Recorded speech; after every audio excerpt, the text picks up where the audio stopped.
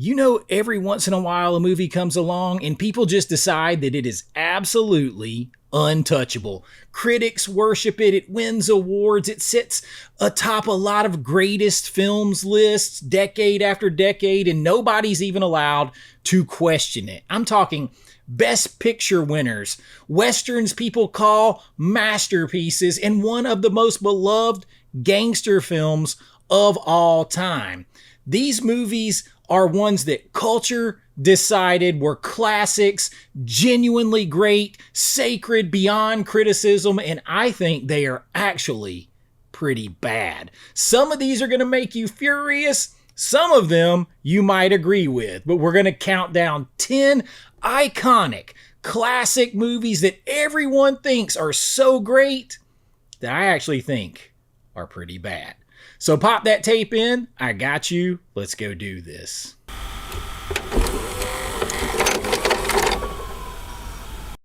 All right, kicking us off, we might as well jump right into it with 1983's Scarface. And look, you've got Tony Montana, his mansion, everything he's doing down there in Florida. And I know a lot of people are going to say, "You're crazy. What are you talking about?" But listen, the movie is quoted constantly. "Say hello to my little friend." All of that. There's posters, there's t-shirts, there's a whole thing around this movie. This the greatest crime drama ever made, and it's De Palma's best film, his masterpiece. And listen, generations of people can't be wrong, right? Well, yeah, I think they are. And I'm a De Palma guy. I love his work, and that's why I think this one gets way too overblown. I think it's not even that good to watch, much less his best film. I would put Carrie above it. I would put Blowout above it. I would put Dress to Kill above it. And I certainly would put my favorite De Palma, Body Double, well above it. Those films are better, they're more interesting, they're less derivative. Carrie created a whole part of a genre. And here's a detail that people don't talk about a lot that I learned recently. Some of the most iconic moments in that film, the whole shootout, the "Say hello to my little friend," apparently Steven Spielberg was on set that day. He's friends with De Palma. De Palma couldn't get his mind around how to shoot that scene and get the look that he wanted, and Spielberg directed the most iconic moments that a lot of people consider from that film. That was Spielberg. This movie from start to finish is overblown. I don't think it's even that good of a watch. So Scarface kicks us off. Oh boy, the next one's going to get me because I'm a huge Kubrick guy overall, but I am not a 2001 Space Odyssey guy. The great film, supposedly from 1968, and visually it's beautiful, so I'm going to be careful about that. I'm not questioning Kubrick's talent at all. I'm a student of Kubrick and all that. The man was a genius with visuals. I'm a student of The Shining. It's incredible, and what he did with 1968 technology is next level. But watching it as an actual movie rather than admiring it as an achievement is a whole different experience entirely. Long, silent stretches, ships docking in space to classical music with really kind of no point, and the narrative is so thin that you have to deliberately overlook it to say that this thing is great. And when you kind of go to try to figure it out, the average person's running to Wikipedia to try to figure things out. I think 2001 A Space Odyssey is protected wrongly from real criticism, because criticizing the film somehow to people triggers that, like, you're admitting that you're not smart enough to understand it. That's not true. I taught film. I've made films for over 20 years. All those things. I've written about film, published about film. Has nothing to do with intelligence. The movie's long, boring, slow, and pretentious with beautiful visuals and a confusing thought process to it.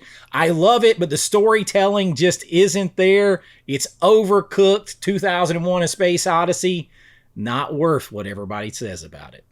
Now, the next one up is Crash from 2004, and I have no earthly idea how in the world this film won Best Picture. I mean, I still don't understand it. There is no excuse for it, because you've got this sprawling ensemble with all of these different racial tensions and all of these things in Los Angeles, where every character's arc sort of resolves through a series of very wildly improbable coincidences, and everybody in this movie's like version of LA runs into everyone else in that version of LA, like right at the perfect, dramatically convenient moment. The message is delivered with a sledgehammer in this film.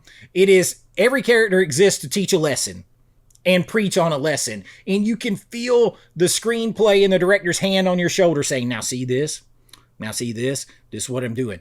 Look, there were a lot of other movies that could have won that year. And I'm going to do a video on that, like the worst Best Picture winners ever.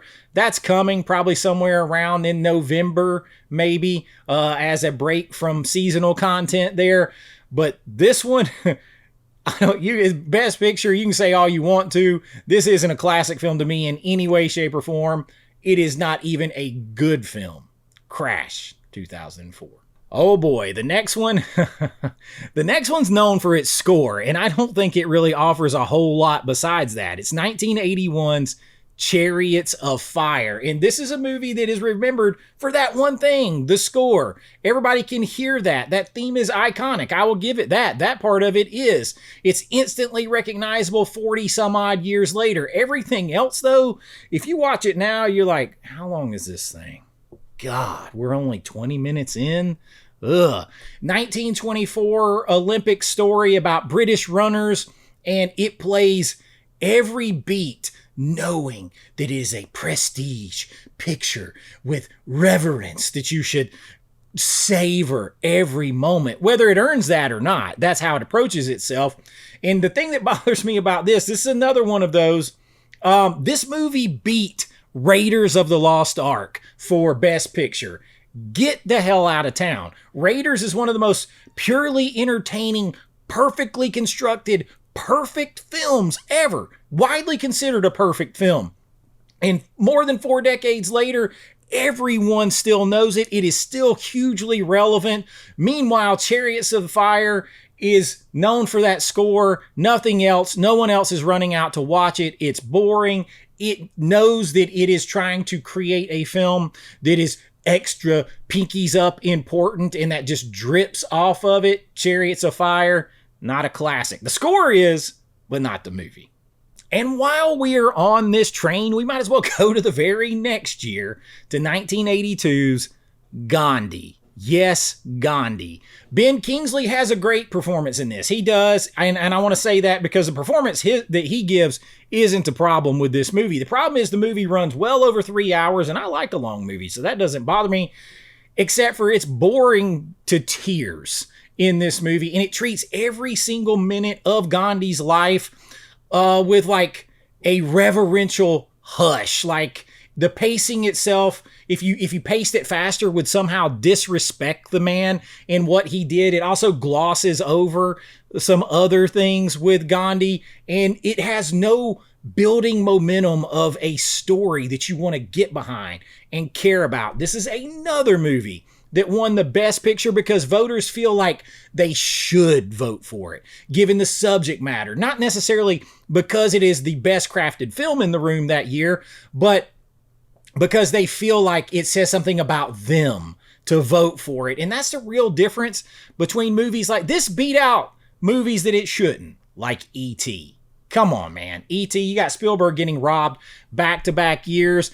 Gandhi, no, not iconic. I don't see anybody rushing out to watch it. Raiders of the Lost Ark, E.T., different story, Academy, and popular opinion on what is great cinema.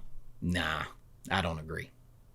Now, next up on this list, we come to one that came out when I was in high school, and unfortunately, I drove myself to see this movie, which might make it hit another list. It is The English Patient, and man, this is, for me, the example, purest example on this entire list, even more than Gandhi, even more than Chariots of Fire, of a movie drowning in its own self-important pretentiousness. Sweeping desert romance, tragic wartime backstory, gorgeous cinematography, all of that in service to a plot that moves at an absolute glacial pace and ask you to care deeply about characters who never quite become anything more than beautiful people suffering beautifully in beautiful landscapes and settings. There's a reason why this movie has become a punchline in pop culture as shorthand for boring prestige Oscar bait type cinema, so much so that the entire Seinfeld episode was built around a character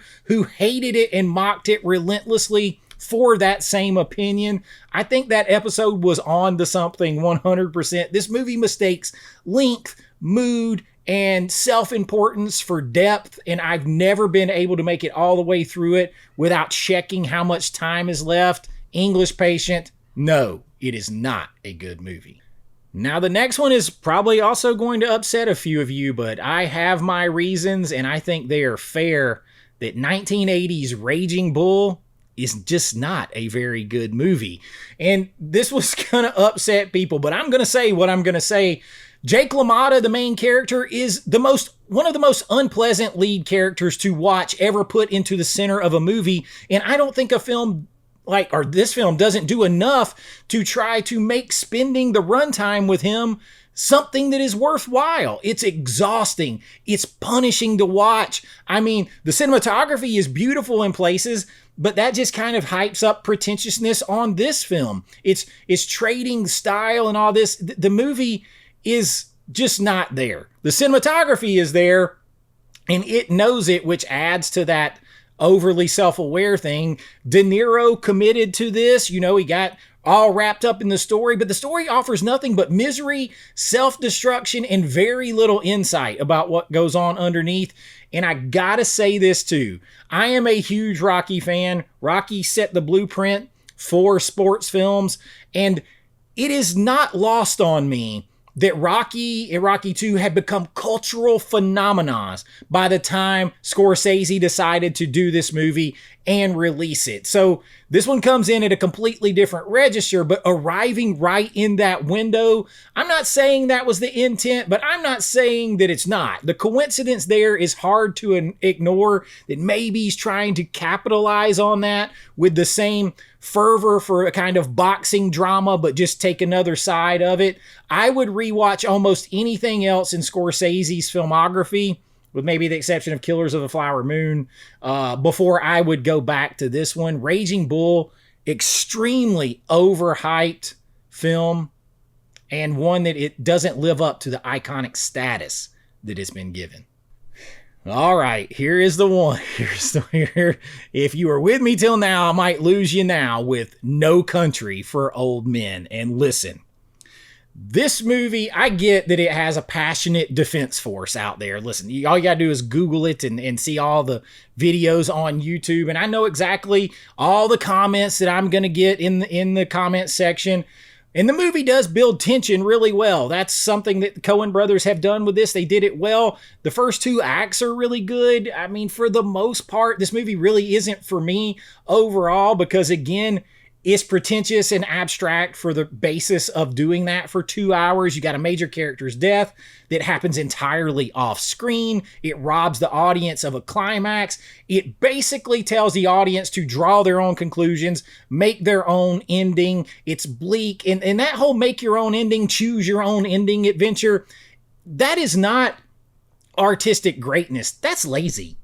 That's lazy, and it's a cop-out. It's an absolute cop-out because endings are hard, and so that is a way to cop out. There's even a line in the TV show Supernatural that any chapped-ass monkey can spit out a beginning, but endings are hard, and it's like we're going to just try to get away from that. And it trades an ending resolution for a long, bleak, philosophical monologue. And here's the other little sneaky thing that I've had a theory on for a while, and I've seen some other people out there in YouTube land and other places also climb onto this. This movie kind of rips off The Terminator in a lot of spots, including shots and framing, shot pacing, editing, a lot of stuff, a lot of the concept, the quiet killer that doesn't say anything. There's a lot being lifted from The Terminator. Don't believe me? I got some side-by-sides here. There's other videos on here. Maybe I can try to link them where people go into this at depth. But that's something that I thought I was the only one that saw until I saw that other people saw the same thing. But that movie has a much better ending to it. This is one that's supposed to be uncomfortable and unresolved. Really, it's just a lazy ending. Sorry, this movie doesn't reach the iconic status that it's been given. Okay, so we might as well go on here and just keep pulling band-aids off, because next up is 1968's Once Upon a Time in the West. And listen, Sergio Leone, he loved him some Sergio Leone. He absolutely did. And listen, I don't think this movie has the charm. It doesn't have the grit. It doesn't have anything that the Dollars trilogy has. I think the Dollars trilogy overall is better. You know, A Fistful of Dollars for a few dollars more, The Good, the Bad, the Ugly. I think those are actually better, grittier films, despite the fact he heavily stole from those films too. And this one, though, it loses me. It's slow in a way that doesn't feel earned. Like, it doesn't, the Dollars trilogies are slow, but the patience feels worthwhile. It feels more like organic. This feels like it's deliberately trying to take that and extend it out more. Long static shots that stretch well past the point of tension into plain slowness. It does not have the charm. It does not have the momentum. It does not have the charisma of Eastwood to carry it in the way those other lower budget films did. He got way too much money on this one and went way too over the top. And here's the thing, I would not put this over any thing that's in John Ford territory. You're not getting over The Searchers, The Man Who Shot Liberty Valance. You're not going to get over films like that to me. You're not going to get over the Dollars trilogy. You know, you're just not. You're not over True Grit even. You're not over any of that with Once Upon a Time in the West. John Ford forgot more about filmmaking with these Westerns, I promise you. He didn't have to lift from Kurosawa. Kurosawa lifted from him.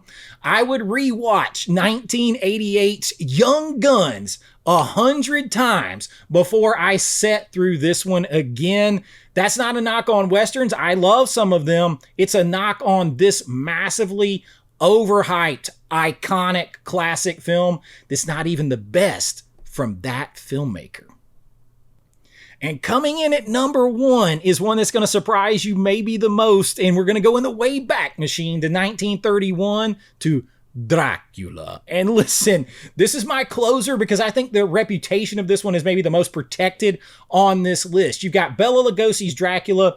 That's one of the most imitated performances in the history of movies. The accent, the cape, the slow, deliberate line delivery, everything became a template for an entire century of how vampires, particularly regal vampires like this, would behave on screen. And I get all of that. Lugosi is on screen in the first 20 minutes. It's good. It earns its legend. But the best parts of this movie are the parts that everybody can conjure up in their mind. Those moments, they're the best parts of this movie. The rest of this movie is not on the level of others like this. It's not on the level of Lon Chaney's The Wolfman. It's not on the level of Frankenstein, The Bride of Frankenstein. It's not on the level of Creature from the Black Lagoon. This one has a lot of long static stage bound scenes to it that you can really tell this was adapted from a stage play, and it shows in almost every frame, very soap opera, and they were shooting two versions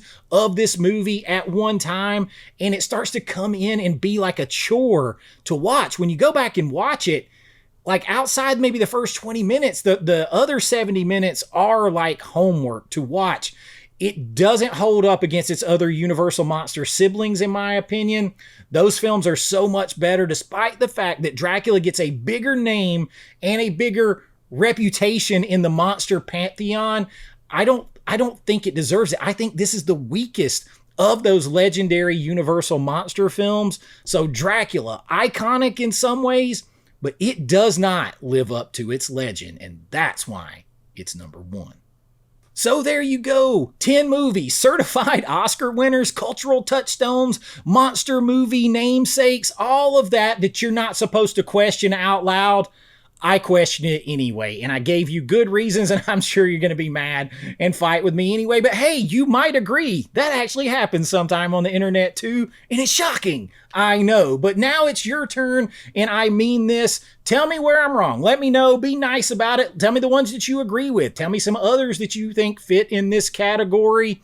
And make sure you subscribe, like, hype up the video. That helps out the channel. If you want to help a little bit more, my Patreon is in the link. The link is in every description of every video. You'll get your name on all the videos, behind the scenes looks at my filmmaking, special members only videos, so much extra content, extra looks at my other channel, American Vintage Adventures, and so much more. And it all helps the channel, and I really do appreciate it. But until next time, be kind, rewind like always. This is Chase with AV Pop Culture, and I'll see you real soon. Bye-bye.